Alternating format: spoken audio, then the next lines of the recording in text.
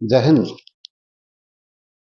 आज के इस टॉपिक में हम लोग क्लास 12th के लिए बच्चों को, आप सभी को इंग्लिश प्रोज में एक लेसन है उसको सिखाएंगे। और ये फ्लेमिंगो बुक से है और उसमें लेसन का नाम है लॉस्ट स्प्रिंग।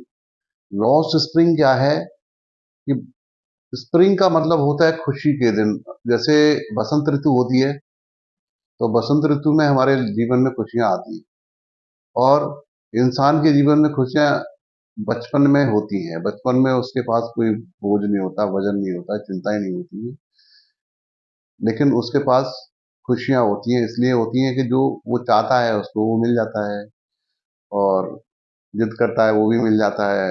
माँ बाप मेहनत करते हैं, बच्चे के ऊपर कोई जिम्मेदारी नहीं होती है, तो बच्चों का जो लाइफ है स्प्रिंग की तरह होता है, खुशियों की तरह होता है।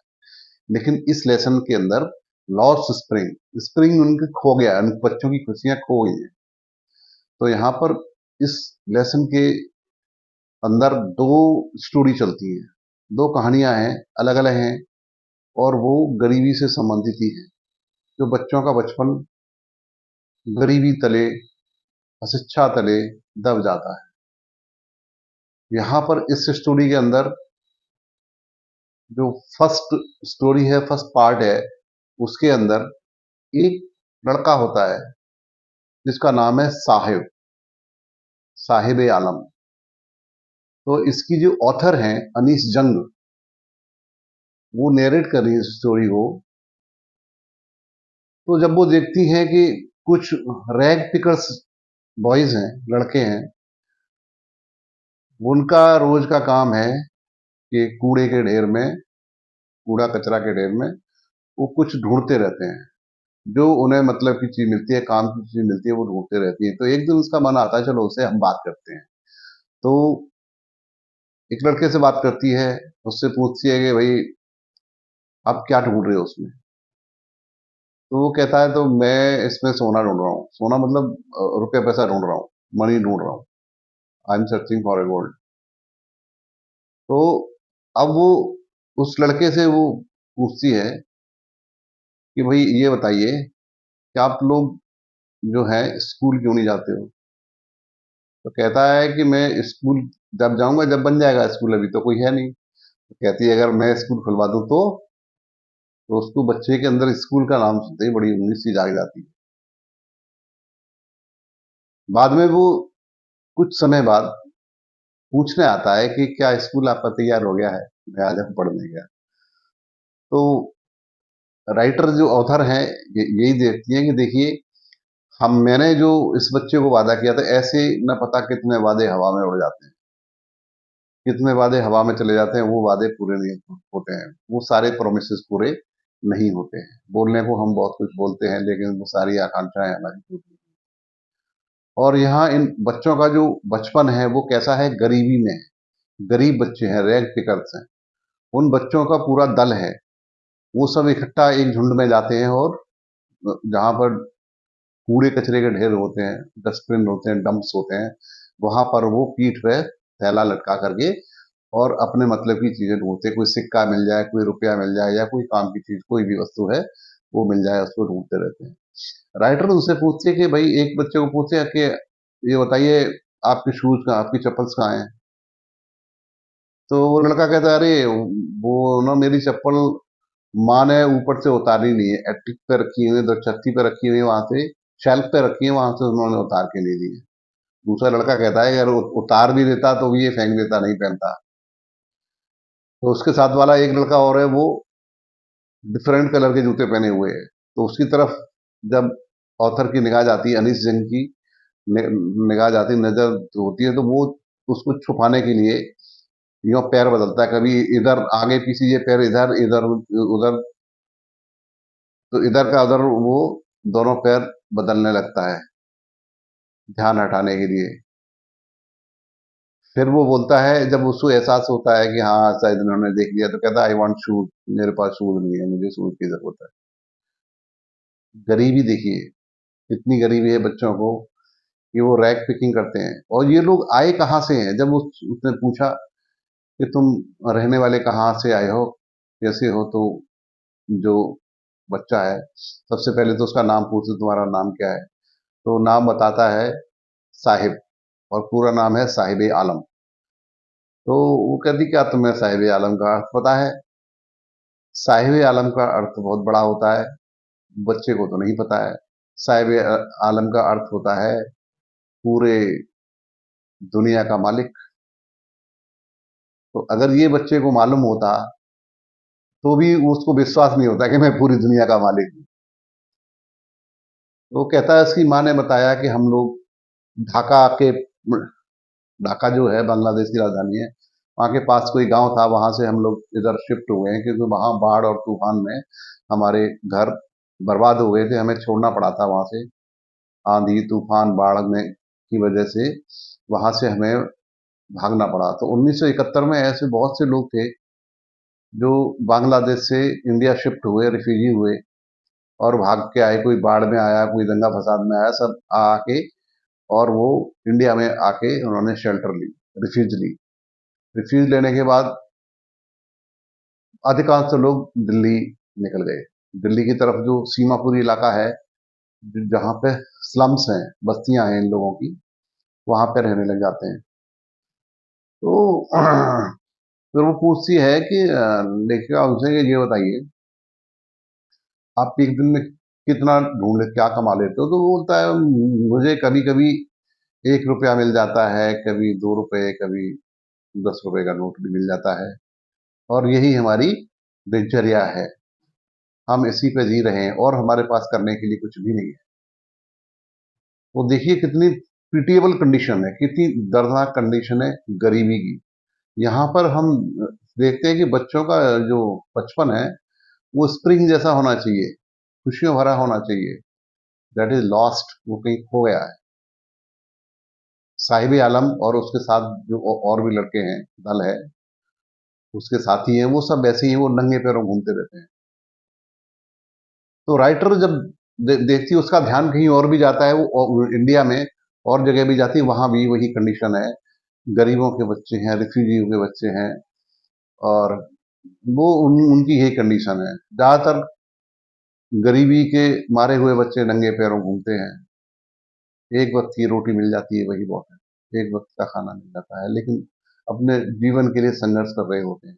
बचपन में उनका जो खेलने में बीतना चाहिए वो कहाँ निकल जाता है? रोजी रोटी कमाने में, ढूंढने में, पेट के लिए इंतजाम करने में, खाने का इंतजाम करने में, क्योंकि माँ बाप की इतनी इनकम नहीं है। तो स्टोरी बहुत इंटरेस्टिंग इसमें जा रही है। आगे फिर उसका ध्यान जाता है सीमापुरी इलाके में। सीमापुरी इलाका जो है, जो ऑथर है उनकी ध्यान सीमापुरी इलाके में जाता है। सीमापुरी इलाका गरीब लोगों का है, झुग्गी झोपड़ी लोगों का है, रैग पिकर्स हैं। रैग पिकर्स क्या होता है? कचरे बीनने वाले। वो सारे कचरे बीनने वाले हैं रैग पिकर्स। तो रैग पिकर्स का काम यही है कि जो डंप पड़े हुए कूड़े के ढेर पड़े हुए हैं वहां जाके पीठ पे एक बैग लटका लिया, थैला लटका लिया, थैली लटका ली, प्लास्टिक की बोरी लटका ली, और उसमें जो मिलता जाता है काम की चीजें लेते जाते हैं। कभी सिक्का मिल जाता है, कभी और कोई चीज मिल जाती है। इस तरह से वो अपना शाम तक कुछ न कुछ उनका जो मिल जाता है उससे काम चला लेते हैं। और उनकी बहुत बुरी कंडीशन है, स्लम्स हैं, झुग्गी झोपड़ी है, वहां पर कोई सुविधा नहीं, कोई फैसिलिटी नहीं है। न तो ड्रिंकिंग वाटर है, साफ पीने का पानी नहीं है, ड्रेनेज सिस्टम खराब है, सैनिटरी कंडीशन बहुत खराब है, सफाई की व्यवस्था बहुत बुरी होती है वहां पर। और कुछ लोगों के राशन कार्ड बन जाते हैं तो उन बेचारों को राशन मिल जाता है वो, और कुछ लोगों का वोटर कार्ड भी बन जाता है, लेकिन उनकी पहचान, वो कहते हैं हमें हमें पहचान से ज्यादा हमें अपनी पेट की चिंता है। तो वो अपना लाइफ जी रहे हैं, किसी तरह जी रहे हैं, और उनको पूरे दिन अपना रोजी रोटी की चिंता है, पेट की चिंता है, बस पेट भर जाए इतना ही बहुत है। आगे उनको कोई सुविधाएं नहीं होती। हालांकि आजकल तो बहुत हालात में सुधार हुए हैं, लेकिन पहले ऐसा ही था। बहुत दिन पहले ऐसा था, लेकिन अब धीमे धीमे उनकी कंडीशंस में भी सुधार हुए हैं। लेकिन इस स्टोरी में जो है, ये साहिब आलम और उसके जैसे अनेकों लड़कों की कहानी है। तो अब साहिब आलम जो है, एक दिन कुछ समय बाद ऑथर को मिलता है, अनीस जंग जो है, उनको एक बार मिलता है, तो वो दूध का डिब्बा, स्टील का जो डिब्बा होता है, वो लेके जा रहा होता है छोटे से बैग में रख के। तो बोले, भाई ये क्या है, कहाँ जा रहे हो तुम? तो वो कहता है कि मैंने जो है अब चाय की दुकान पे काम करने लगा हूँ, और वो मुझे 800 रुपये देता है महीने, इससे मेरा काम चल रहा है। और ये डिब्बा, लेकिन अब भले ही वो काम है, लेकिन वहां एक मैं नौकर की तरह काम करता हूँ, दूसरे के बंधन में हूँ, मुझे आजादी नहीं है। लेकिन जब मैं अपना काम करता था, खुद का सामान, खुद का काम करता था, कचरा बेचता था, मतलब बीनता था, इकट्ठा करता, तब मैं मालिक था अपना। लेकिन यहाँ मैं मालिक नहीं, यहाँ मैं नौकर हूँ। तो यहाँ मुझे वो आजादी नहीं है जो जब थी, जब मैं अपना काम करता था। यहाँ मैं किसी के अंडर में काम कर रहा हूँ, या किसी का नौकर हूँ, उसकी दया पे मैं जी रहा हूँ। ये ऐसी कहानी है कि बच्चों के इमोशंस, बच्चों की फीलिंग्स दिखाई देती है इसमें। गरीब बच्चों की फीलिंग है, जिनका बचपन लॉस्ट हो गया है, स्प्रिंग जिनका है, खुशियां हैं, वो खो चुकी है। ऐसे बच्चों की कहानी। इसी कहानी में, इसी लेसन में, नेक्स्ट पार्ट में एक नेक्स्ट स्टोरी, अगली अगली कहानी और चलती है। एक लड़का मुकेश होता है। मुकेश कहता है, I want to drive a car. Mukesh के सपने क्या है? वो कार चलाएगा। मुकेश का सपना है कि मैं, मेरे हाथ में कार हो। तो राइटर पूछती है कि आपके यहाँ, ऑथर पूछती है कि आपके पास तो कार नहीं है, तो आप कैसे? तो वो कहता है, मैं मैकेनिक बनूंगा कार का, फिर सीखूंगा कार, लेकिन मुझे सीखनी है, कार चलानी सीखनी है।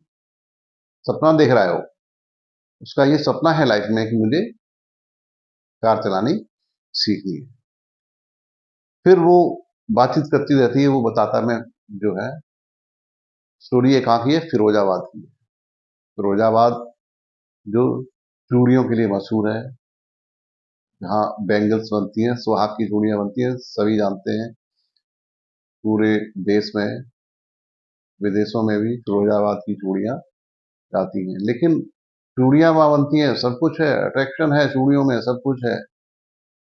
शॉप पे जाते हैं लोग, रंग बिरंगी चूड़ियां, अलग अलग रंगों की, कलर्स की चूड़ियां हैं। लेकिन उन चूड़ियों को जो बनाने वाले हैं, उनकी कंडीशन क्या है, वो भी इस स्टोरी में दिखाई जा रही है। तो ये मुकेश जो लड़का है, इस वो कहता है, चलो मैं आपको अपना घर दिखाता हूँ, आपको अपना एरिया दिखाता हूँ, जहाँ मैं रहता हूँ, जिस हालत में हम रहते हैं। तो ऑथर जो है ये जाने को तैयार हो जाती है उनके साथ। तो गलियों में ले जाता है, अजीब सी गलियां हैं वहां पे। उस गलियों में बदबूदार गलियां हैं, सकरी गलियां हैं, जो उन लोगों की मकान है, उन लोगों की बस्ती है, जहाँ पे चूड़ियां बनाते हैं लोग, चूड़ियों में काम करने वाले लोग हैं, गरीब मजदूर लोग हैं, जो चूड़ियों में काम करते हैं, चूड़ी बनाने का काम करते हैं, रंगाई का काम करते हैं, ढलाई का, रंगाई का, सभी काम करते हैं, छांटने का काम करते हैं, मालाएं बनाते हैं चूड़ियों में।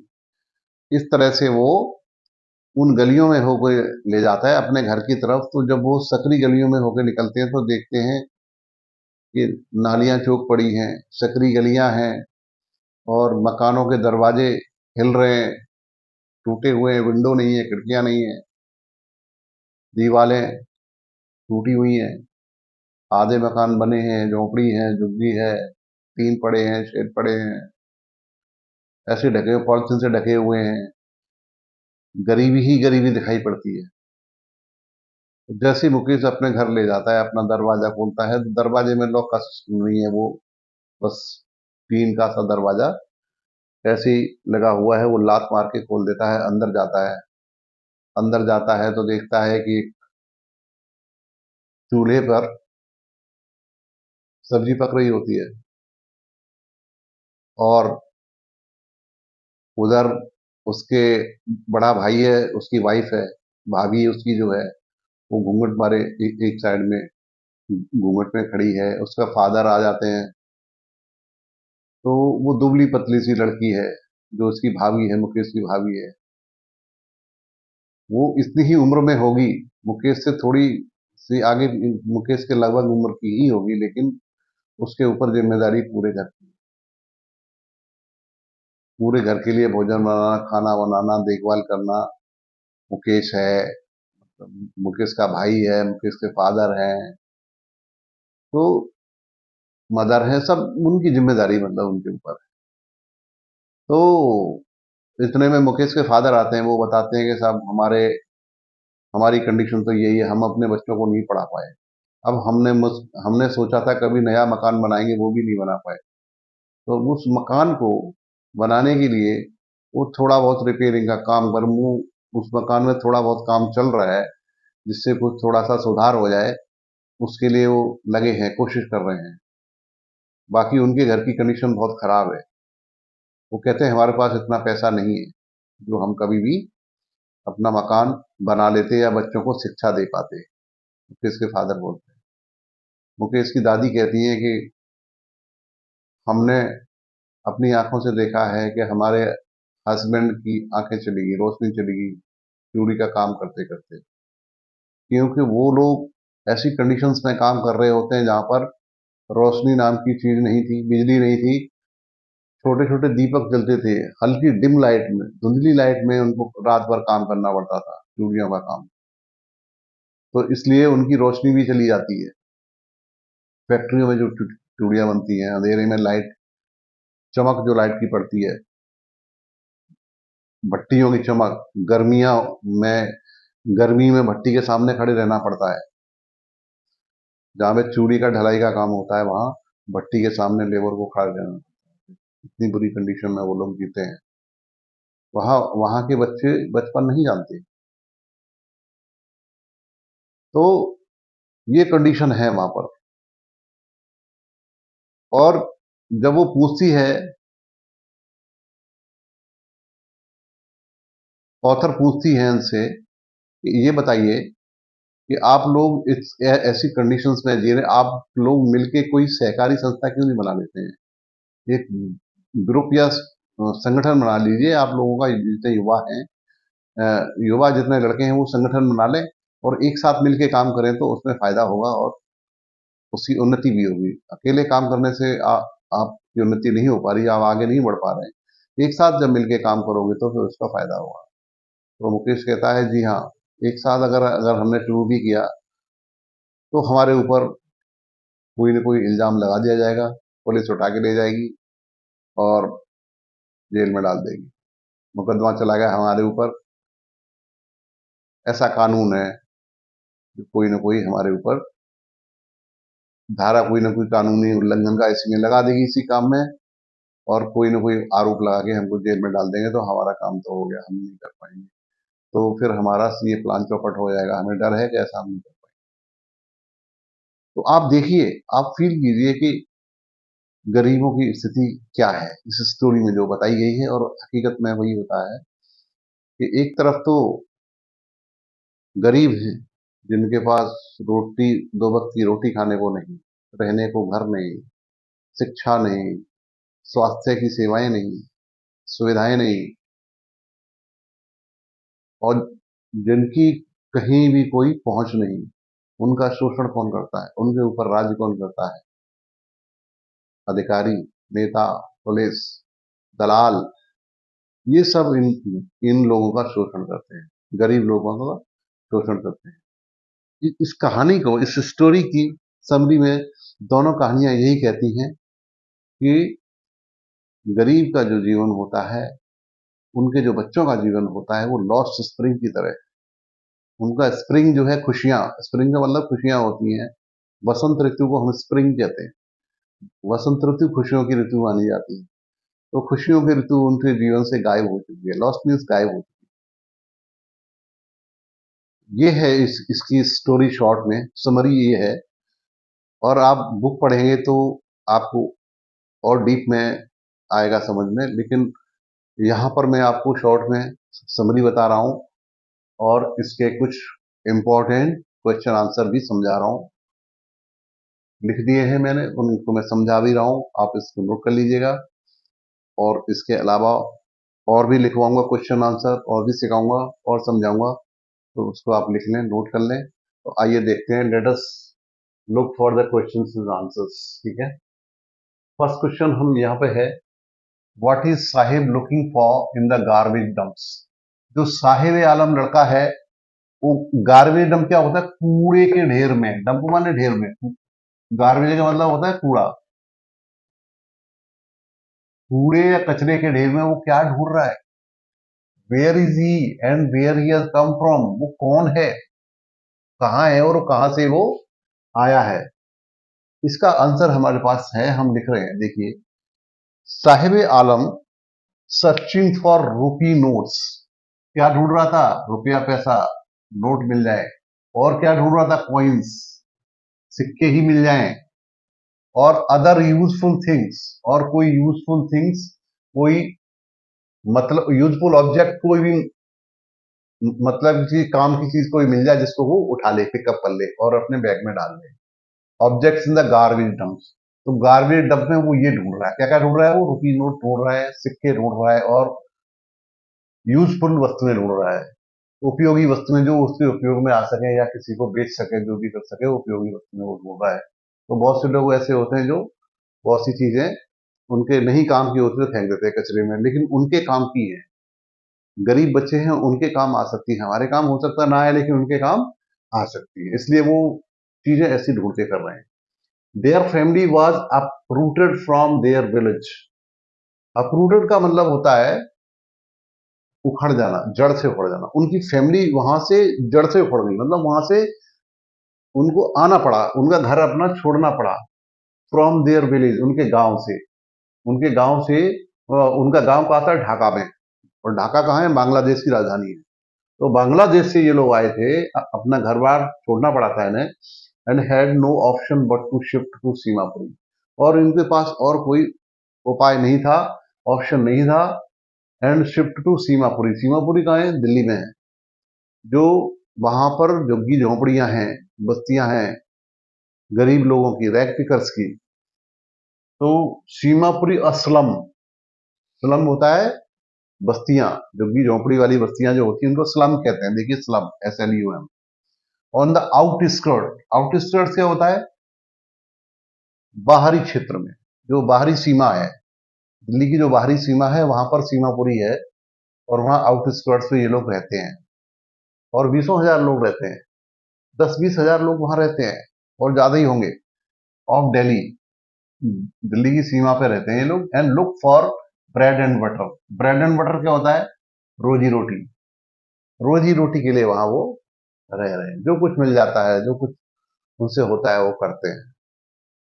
तो ये लड़का उन्हीं रैग पिकर्स में से है, ये रैग पिकिंग करता है, रैग पिकर का मतलब होता है कचरा बीनने वाला। ये इसका आंसर हो गया। नेक्स्ट है, what explanations does the author offer for the children not wearing footwear. अब ऑथर जो है उनको क्या ऑफर कर रही है, वो उनको क्या बोल रही हैं, जो फुटवियर नहीं पहने, जो बच्चे नंगे पैर घूम रहे हैं, उनको क्या वो सुझाव दे रही, क्या ऑफर आ रहा है।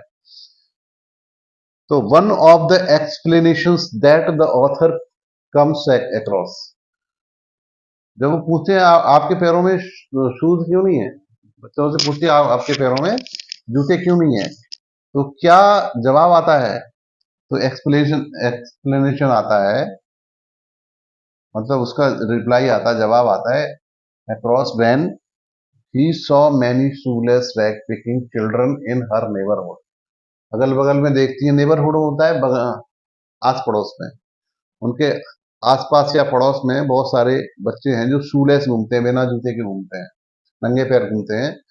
रैग पिकिंग चिल्ड्रन मतलब जो रैग पिकिंग चिल्ड्रन को होते होते हैं, जो रैग पिकर हैं, यानी कचरा बीनने वाले बच्चे हैं, उनसे पूछती हैं कि शूज आप क्यों नहीं पहने हो अपने।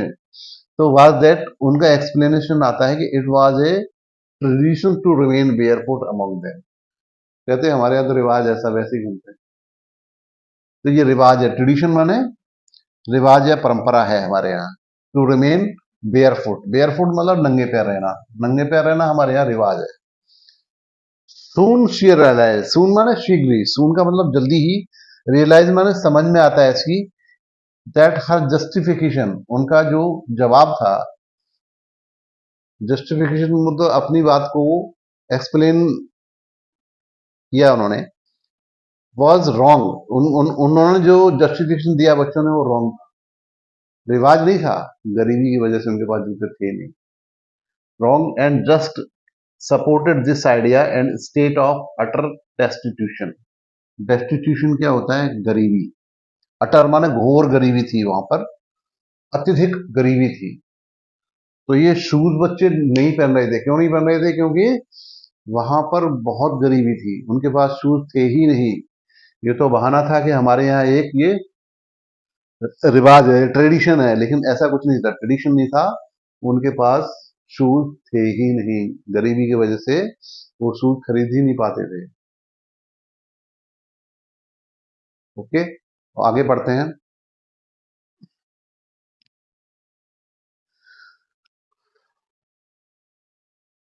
तो let's go for the next question.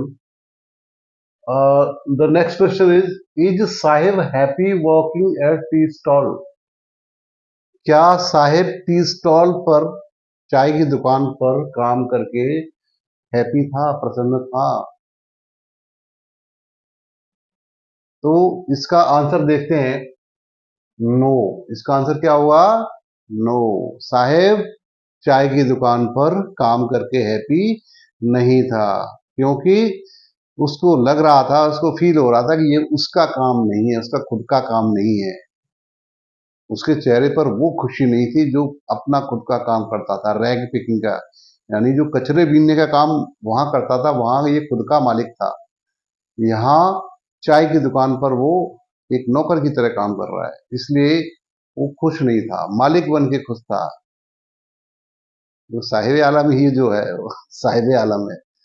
तो वहां पर इसके साथ खुश नहीं था, वो टी स्टॉल पर काम करने के लिए भले उसको 800 रुपये हर महीने मिलते थे, लेकिन वो यहाँ काम करके खुश नहीं था। तो वही है, देखते हैं इसका answer. No, Saheb is not happy working at tea stall as he is no longer his own master. Master means मालिक, वो अपना मालिक नहीं था, अब वो अपना मालिक, खुद का मालिक नहीं था वो। His face has lost care free look, उसका चेहरा पे जो चिन्ह था, जो लापरवाही या मौज मस्ती के जो चिन्ह थे, वो खत्म हो चुके थे, खुशियां उसके चेहरे की खत्म हो चुकी, क्योंकि वो एक बंधन में था। The steel canister, steel canister क्या होता है? स्टील का जो डिब्बा होता है जिसमें दूध लाते थे, उसको कैनिस्टर बोला है। The steel canister seems heavier, अधिक भारी लग रहा है उसको, जो दूध का डिब्बा स्टील का जो कैनिस्टर है वो अधिक भारी लग रहा है। Then the plastic bag he would carry so lightly over his shoulder, जो खुद का प्लास्टिक बैग जो उठाता था, अपने शोल्डर पे, अपने कंधे पर लेके जाता था, उससे अधिक भारी क्या लग रहा है? ये दूध का डिब्बा इसको लग रहा है, क्योंकि वो अपना था, इसलिए अपने कंधे पे उठा के आराम से खुशी खुशी ले जाता था। यहाँ इसको लग रहा है कि मैं दूसरे का बोझ उठा रहा हूँ अपने सिर पे, आप लेके जा, दूसरे का बोझा लेके जाओ, तो इसको ये ज्यादा भारी लगा, जबकि है नहीं ऐसा। The bag was his own, इसका एक्सप्लेनेशन दिया हुआ है, क्योंकि वो बैग था उसका ओन था, खुद का था बैग, बोरा जो था कचरे का वो खुद का था। वेयर एज द कैनिस्टर, जबकि, वेयर एज माने जबकि, जो कैनिस्टर है, डिब्बा है स्टील का, वो किसका है? बिलोंग्स टू ए मैन, उस आदमी का है, who owns the tea shop, जो चाय की दुकान चलाता है, जो चाय की दुकान का मालिक है उसका है, इसका खुद का अपना नहीं है, इसलिए इसको वो खुशी नहीं आ रही थी इसके चेहरे पर। उसको लग रहा था ये मैं दूसरे का काम कर रहा हूँ, खुद का काम नहीं कर रहा हूँ, तो यहाँ मैं मालिक की हैसियत से काम नहीं कर पा रहे हैं। तो यहाँ उसको बंधन महसूस हो रहा है, दूसरे का काम करने में उसको बंधन महसूस हो रहा है, इसलिए वो खुश नहीं है। नेक्स्ट है, what could be some of the reasons for the migration of people from village to cities? क्या रीजन होता है माइग्रेशन माने? एक जगह से दूसरी जगह जाते हैं, शिफ्ट होते हैं। क्यों गांव से लोग शहर की तरफ क्यों शिफ्ट होते हैं, माइग्रेट क्यों करते हैं शहरों की तरफ? इसका आंसर साफ है। People migrate from villages to cities in search of livelihood. Livelihood मतलब जीविका के लिए जाते हैं। गांव से शहर लोग क्यों जाते हैं? रोजी रोटी कमाने, जीविका के लिए जाते हैं, लिवलीहुड के लिए। They lack income. गांव में क्या होता है, इनकम लैक माने शॉर्ट होती है, उनकी इनकम बहुत कम होती है। दे लैक इनकम। एजुकेशन, गांव में एजुकेशन की भी उतनी सुविधा नहीं होती है। एंड अदर नेसेसरी सपोर्ट, और जो दूसरी चीजें सपोर्ट चाहिए वो गांव में नहीं मिलती। आगे लिखा है पॉवर्टी स्टिकन विलेजेस। जो गरीबी के जो शिकार हैं गांव में लोग, वो कहाँ जाते हैं? They turn towards cities. वो शहरों की तरफ जाते हैं, मुंह करते हैं फॉर ब्रेड एंड बटर। रोजी रोटी के लिए वो शहरों की तरफ रुख करते हैं। नेक्स्ट क्वेश्चन है, would you agree, would you agree, इसका आपको जवाब देना है। क्या आप एग्री करते हो, इस चीज को मानते हो, that the promises made to poor children are really kept? गरीबी बच्चों से, गरीब बच्चों से जो वादे करते हैं, क्या वो रियल में पूरी किए जाते हैं? गरीबों का से किए हुए वादे शायद ही कोई पूरा करता होगा, मतलब रेयरली, ऐसा कोई पूरा नहीं करता है। बोला यार ठीक है, बोलना था बोल दिया, क्या फर्क पड़ता, लेकिन बड़े आदमी से वादा करोगे वो तो पूरा करना पड़ेगा। गरीब की कोई वैल्यू नहीं समझते, इसलिए उससे किए हुए वादे कोई पूरे नहीं होते। इसका आंसर देखते हैं। The promises made to the poor children are rarely kept. गरीब बच्चों को जो वादे किए जाते हैं वो खाली लॉलीपॉप होता है, झूठ होता है, खाली झूठा आश्वासन होता है। आर रियली केप्ट, शायद ही कभी पूरे किए जाते हों। The author ask Sahib half joking. Author जो हैं इसकी, अनीस जंग, वो साहिब को पूछती हैं, हाफ जोकिंग, मजाक में, आधे मजाक में पूछती हैं, whether he will come to her school, कि क्या वो हमारे स्कूल में आएगा, हम स्कूल बना देंगे तो। इफ शी स्टार्ट सून, वो क्या स्कूल खोलेगी तो उसके स्कूल में वो पढ़ने आएगा? तो ये झूठा वादा ही तो है, वो कौन सा स्कूल खोल रही है, लेकिन उसको मजाक में कह रही है उससे। When Sahib asks her if she school is ready, कुछ दिन बाद साहिब आता है, बोलता है क्या मैडम स्कूल रेडी हो गया, मैं आ जाऊं पढ़ने? द ऑथर फील्स एम्बरास्ड, उसको अपने में मतलब इंसल्ट सी होती है, उसको अपने में अपमान सा लगता है। अरे मैंने क्या वादा कर दिया, मैं तो पूरा नहीं कर पाई। At making a promise that was not meant, जो पूरा हो ही नहीं सकता था, जो वादा मैं पूरा नहीं कर सकती थी, मैंने वो वादा पूरा कर दिया उस बच्चे से। तो उसको बहुत आत्मग्लानि महसूस हो रही है, एम्बरास्ड हो रहा है, दुख महसूस हो रहा है, यार मैंने ऐसा वादा क्यों कर दिया जो वादा पूरा नहीं। ठीक है, आगे और क्वेश्चन देखते हैं और पढ़ते हैं। नेक्स्ट क्वेश्चन है, what makes the city of Firozabad famous? अब ये जो दूसरी स्टोरी है, मुकेश की कहानी है, वो फिरोजाबाद का रहने वाला। फिरोजाबाद में जो बैंगल इंडस्ट्री है, चूड़ियों का जो व्यवसाय है, फैक्ट्री इंडस्ट्री है, उसमें काम करते हैं जो लेबर है, पुअर लेबर, उनके बारे में बताया गया है कि, और फिरोजाबाद क्यों फेमस है, फिरोजाबाद का शहर क्यों फेमस है? तो फिरोजाबाद का शहर सब जानते हैं ग्लास इंडस्ट्री के लिए, और चूड़ियां जो बैंगल इंडस्ट्री है उसके लिए फेमस है। Firozabad is the centre of bangle making industry और ग्लास ब्लाउजिंग इंडस्ट्री। फिरोजाबाद सेंटर है इंडिया में, बैंगल का सेंटर, ग्लास इंडस्ट्री का पूरे इंडिया का सेंटर है फिरोजाबाद। यहाँ से पूरे देश में और विदेशों में भी यहाँ का चूड़ियां और ग्लास का जो सामान आइटम है, कांच के सामान, वो सप्लाई होते हैं। तो यही सब मैन्युफैक्चरिंग होता है, इसलिए यहाँ बहुत सारे लेबर काम करते हैं, लेबरर हैं और पुअर कंडीशंस में काम करते हैं, उनके बारे में है। तो Firozabad is famous for glass blowing industry and glass bangles. Glass blowing industry और ग्लास की जो चूड़ियां हैं, बैंगल्स हैं, जैसे सुहाग की चूड़ियां बनती हैं, सब फिरोजाबाद में ही मिलेंगी आपको, मार्केट में वही बनती है। People engage in bangle industry have been working in hard conditions. लेकिन इन फैक्ट्रियों में जो बैंगल बनाने की जो है इंडस्ट्री है, इसमें जो वर्कर्स हैं वो हार्ड कंडीशन है, उनकी कंडीशन बहुत पुअर है, बहुत बुरी कंडीशन में काम करते हैं वो, फॉर जनरेशंस, पीढ़ियों से वो यही काम करते आ रहे हैं। And their life is full of poverty. उनका लाइफ कैसा है? पॉवर्टी से भरा हुआ है, गरीबी से भरा हुआ है, उनके लाइफ में गरीबी है, poor health and living condition. और उनकी लिविंग कंडीशन है, रहने के स्थान है, वहाँ बहुत पुअर कंडीशन है, वहाँ कोई फैसिलिटीज नहीं है, उनकी गलियों में सुविधा नहीं है, सकरी गलियां हैं, नालियां सिस्टम सही नहीं है, ड्रेनेज सिस्टम सही नहीं है, वाटर सप्लाई सही नहीं है, साफ सफाई नहीं है, और उनके मकान भी टूटे हुए हैं, ब्रोकन हाउसेज हैं, टूटे हैं, डैमेज्ड हाउस है। तो उनकी बड़ी पुअर कंडीशंस है फिरोजाबाद में। लेकिन वो चूड़ी के लिए फेमस है, तो बाहर के लोग ये जानते हैं यहाँ का चूड़ियां और कांच का सामान फेमस है, तो यहाँ से बहुत पूरे इंडिया में और विदेशों में सप्लाई होता है, इसलिए फेमस है। लेकिन वहाँ के जो वर्कर्स की कंडीशन है वो बहुत खराब है। आगे है अगला क्वेश्चन है, mention the hazards of working glass bangle industry.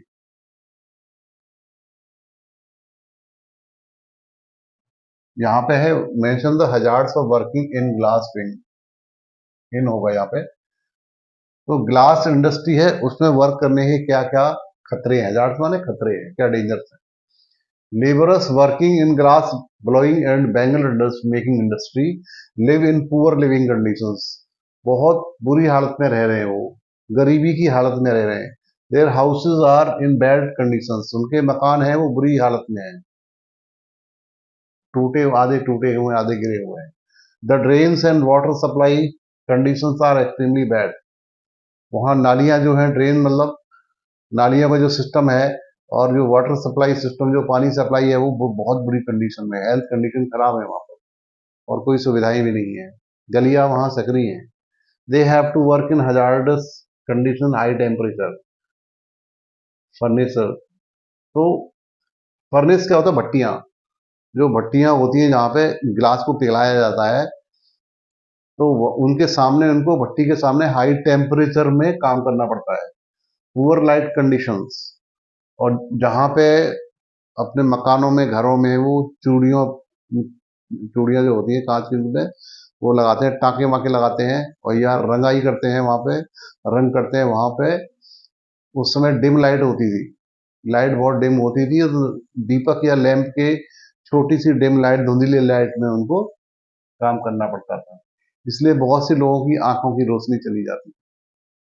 इतनी सकरी गलियां थी, इतने सकरे घर थे, बाहर की रोशनी उनको देखने को नहीं मिलती थी, क्योंकि वो रात दिन उसी काम में लगे रहते थे, जिससे उनकी आई साइट जो है, आंखों की रोशनी डैमेज हो जाती थी। डैमेज माने नुकसान हो जाता था, उनको डैमेज हो, आंखों की रोशनी है, वो लाइट है, वो डैमेज हो जाती थी। Their income not enough to make proper houses. और उनकी इनकम इतनी ज्यादा नहीं थी, वो अच्छे घर, ठीक ठीक ठीक ठाक मकान बना सकें। And educate their children in good schools, और अपने बच्चों को अच्छे स्कूलों में एजुकेशन दे सकें, ऐसी उनकी इकोनॉमिक कंडीशन नहीं थी, इनकम इतनी ज्यादा नहीं थी। Poor workers are bound to work in this industry, और उसके इस इंडस्ट्री में, इस उद्योग में लगे हुए लोग पुअर वर्कर थे, वो इसी में काम करने के लिए पीढ़ियों से, जनरेशन में पीढ़ियों से यहीं पे काम कर रहे थे, क्योंकि they do not have much education and skills to start new jobs और बिजनेस। उनके पास कोई न्यू जॉब या बिजनेस करने का और कोई ना कोई स्किल था, ना कोई एजुकेशन था, तो वो मजबूरी में इसी चूड़ी फैक्ट्री में काम करने को मजबूर थे। तो ये थी फिरोजाबाद की स्टोरी, वहाँ की कंडीशन कैसी थी वर्कर्स की, वो राइटर ने बहुत अच्छे से बताया है। इस तरह से ये लेसन आपका लास्ट स्प्रिंग समझ में आया हुआ, पूरा हो गया है। आप इसको नोट कर सकते हैं, और आगे याद कर सकते हैं, लिख सकते हैं, प्रैक्टिस कर सकते हैं। आपका ये लेसन हो गया है कंप्लीट। आप उसको रिवाइज भी कर सकते हैं, जब चाहें तब रिवाइज करें, और ये आपको बहुत हेल्पफुल होने वाला है एग्ज़ाम के लिए। तो एग्ज़ाम की तैयारी अच्छे से करिए। So I wish you all good luck, have a nice time.